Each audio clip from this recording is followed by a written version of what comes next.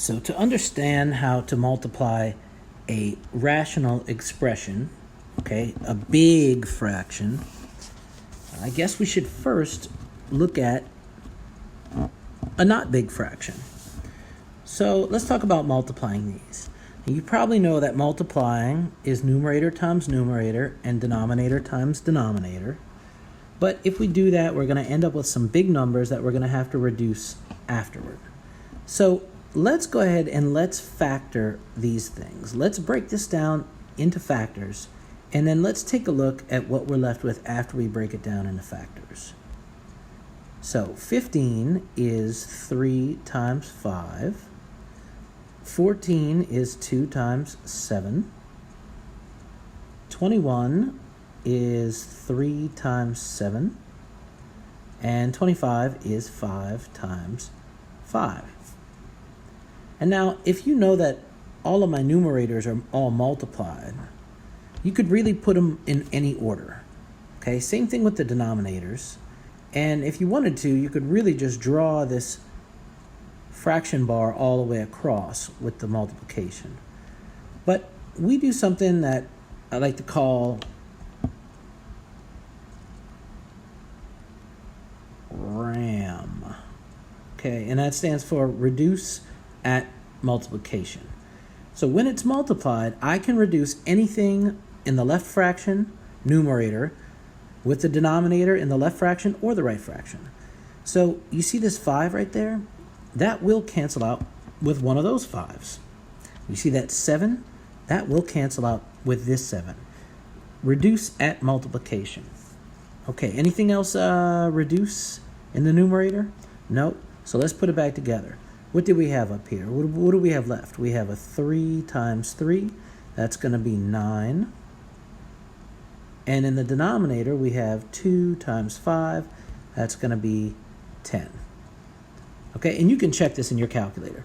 Go ahead, plug this in your calculator, 15 over 14 times 21 over 25, and you're going to get 9 over 10. Now, when we look at this problem down here, this is where we're multiplying two rational expressions. Okay, so these fractions are big fractions. And we're going to do the same thing we did to the smaller fraction. We are going to factor both of these. Once we factor, we're going to reduce at multiplication. So, let's see. If I factor this numerator here, I'm going to get, it's an easy 1, okay, and you might need to go back and take a look at how to factor. And I'm going to get x plus 3, x minus 1. And if I'm going to factor this one right here, I would do that using the AC method. So you might need to go back and look at AC method factoring, right? Or you could do the trial and error. And I'm going to get 2x plus 5 times x minus 1.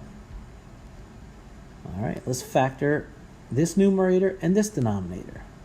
Looking at the numerator here, I'm going to have two binomials. I'm going to have 2x and x, right? And then I'm going to have plus 5 and minus 3, okay? So I've already factored that. There it is.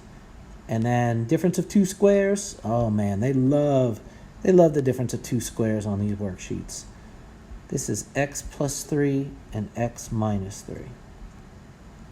All right, now we're ready to cancel out. Anything in the numerator will cancel anything in the denominator. Okay, so this is reduce at multiplication. All right, maybe I should do this, right, like a RAM. All right, reduce at multiplication. What do you see? Well, x minus 1 over x minus 1, that cancels for sure. X minus 3 and x minus 3 cancels. Whoa, x plus 3 and x plus 3 cancels. And 2x plus 5 and 2x plus 5 cancels. Man, I had no idea that was going to happen. All right, when you reduce, they all turn into 1s, right? This is a 1 over 1, this is a 1 over 1, and this is a 1 over 1. So what am I left with? In my numerator, it's all 1s, 1 times 1 times 1 times 1. And in the denominator, it's all ones, 1 times 1 times 1 times 1. And what's 1 over 1? 1. Okay, now normally you're going to end up with some kind of polynomial in the numerator and a polynomial in the denominator. But in this case, everything reduced. It reduced down to 1.